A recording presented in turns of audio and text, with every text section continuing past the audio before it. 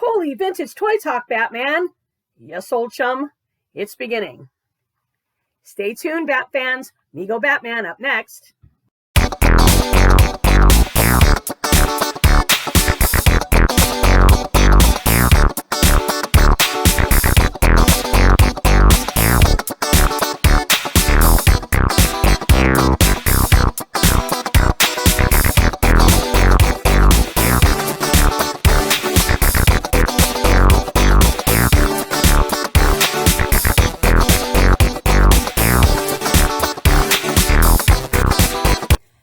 Hello, vintage toy lovers and children at heart. Welcome to the very first official edition of Tales from the Sharricane's Toyroom. This week, Mego Batman. Now, you gotta know, when I was a kid, back in the 70s, I adored the Batman 1966 TV series. This was a great series. It had a lot of camp, a lot of comedy, a lot of cool effects, at least cool when we were kids. And I just simply loved it. And the Mego Corporation marketed this to the hilt because they knew kids were still watching this in reruns. Even though the show only ran for 3 years, it went on in reruns forever. As a matter of fact, I think it was on MeTV as recently as about 4 or 5 years ago. So people loved that series so much. It starred Adam West and Burt Ward and a plethora of other guest stars. So here we have Mego Batman, Robin, Joker, Riddler, and Penguin. Now, these are not all original Megos. And a little background on Mego. They were a corporation that was very popular in the 70s, especially with their action figure lines. And they were smart because they used the same body type and different heads and different clothes for different franchises, like Mego Batman, or Star Trek, or Planet of the Apes, and there were some others as well. I think they did Little Rascals and a few of the other TV series back in the day. But the Mego Corporation knew that kids were really digging the reruns of this series, and they marketed and made their action figures to reflect that. Now, again, these are not all original Mego bodies. I got into the action figure collecting business about 2006, 2007, around that time. And I discovered that there were quite a few, actually, websites where you can buy body parts and clothes and heads and all kinds of things to make your own Megos or make your own Mego-like action figures. A couple of these are, in fact, only one of these, I believe, is an original Mego, which is this guy right here, the Penguin. He is an original Mego. Batman and Robin, their bodies and their clothes are from, I believe, a website called drmego.com. And you can get capes and jumpsuits and shorts and boots and gloves and belts and heads and all kinds of wonderful things. I think these two heads are original Mego, but the bodies are from Doc Mego. Joker and Riddler are from Figures Toy Company. And they are Mego-like as well. And again, Penguin's my original. These figures were extremely posable. They posed at the head, the elbows, the wrists, the waist, the knees, and the ankles. And that means you can put them on all kinds of action figure poses. Some kids would like to take pictures and pretend that they had comics. Some kids would just take them outside and hang them from trees and swing them around and have epic battles and all kinds of wonderful things. So yeah, Mego Batman was great. And these are the original style bodies. I'm sorry, poor Batman lost his logo, because these do get played with. I babysat a little boy and we were outside and Batman was in some sort of a trap and he lost his sticker out there. So I haven't replaced it yet. Next up, Fist Fighters. And here we have the Mego Batman Fist Fighters.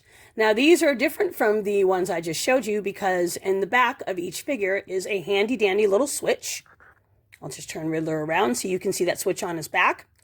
And what that enabled kids to do was move the arms so that they could look like they were having an epic fight with Batman and Robin. These all have the switches on the back. So I will demonstrate with Mr. Riddler here.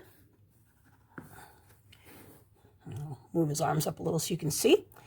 And what you do is you would move the switch from side to side like that. So it would look like you were fighting like fisticuffs. And each child would hold one and you could just and fight. Yeah. So these were really cool. There we go. Stand up, Mr. Riddler.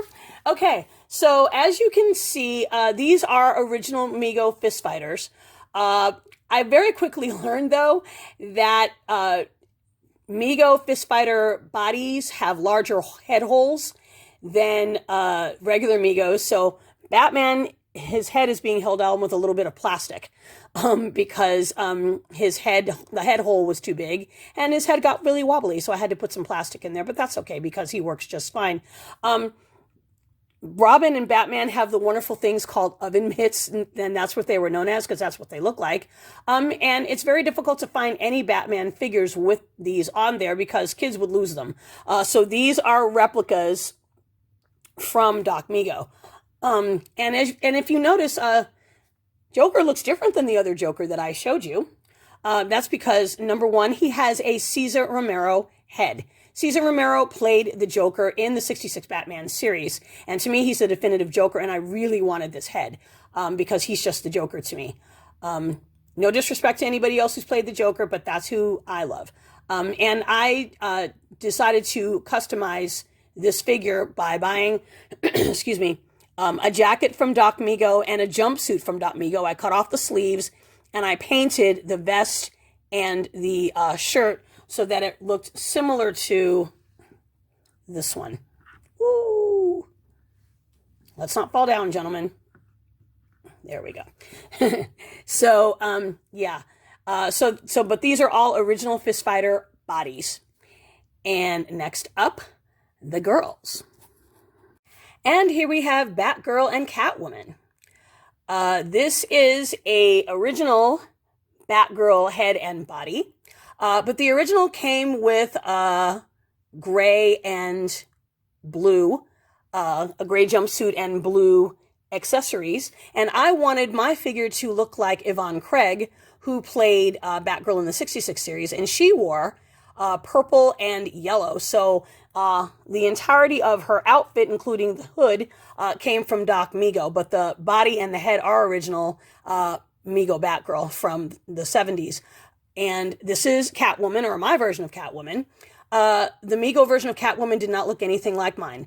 That one had short black hair, a red mask, a purple and flesh tone jumpsuit. And she did not look like this. This was made with a Mary Ellen from the Waltons figure. Another franchise that Mego did back in the 70s, the TV series The Waltons, and they did Mary Ellen. But Mary Ellen did very closely resemble Julie Newmar with her long brown hair. So I figured I would make my own Catwoman. And I got all the accessories, the jumpsuit, the gloves, and the boots from Doc Mego. I used t-shirt paint to do the necklace and the belt. And I used felt and a bread twist tie to make the ears. So she looks more like the 66 version of Catwoman played by Julie Newmar. Next up, 2 more customs I made. Okay, here are 2 of my customs of Joker and Riddler. When I first got into the collecting, I wanted to try my hand at making my own figure because a lot of the people from MegoMuseum.com, shout out to my friends there, were making their own figures, and I wanted to try my hand at doing that. And I did one for a little boy named Zachary, and I made him a whole Batcave playset and Batman, Robin, Joker, and Riddler. And these were like the figures I used for that, but I wanted to try my own Joker, so I got a Married with Children Jefferson head and painted it. And again, got a jumpsuit from Doc Mego, cut off the sleeves, and painted the vest and the shirt, and got a jacket and different shoes. I got pointed shoes instead of the clunky brown ones that Mego Joker was famous for. I wanted to do my own version of the Riddler too because Frank Gorshin's Riddler who Frank Gorshin played the Riddler in the 66 series, did not have question marks all over his outfit like this. Okay, he just had one question mark in the front. He had one on the back, but I didn't do the back because the back snaps like that. That would have been a little difficult. And he had question marks on his sleeves and down his leg. So I wanted mine to look more like Frank Gorshin, and I did paint the mask on myself. Sadly, the paint on my Joker, unfortunately, has not aged well. It's gotten a little dirty, and it's gotten a little blotchy. I don't know if that's the quality of the plastic or what. I don't know what happened with that, but he hasn't been played with a whole lot. He has been outside a few times, so he did get a little bit dirty. So yeah, so that's my Batman Mego action figure collection. Like I said, I will be doing an installment of the playsets and the vehicles in another video. I will link all of the references I have made down below. drmego.com, figurestoycompany.com, classictvtoys.com, and megomuseum.com. So thanks for watching. I hope you guys enjoyed this video. I would love it if you would like and subscribe. Next week, I will feature Mattel Drowsy, the wonderful little children's doll from the 60s and 70s. So that's all for now. If you can be anything in this world, ladies and gentlemen, please be kind. See you next week. Bye-bye.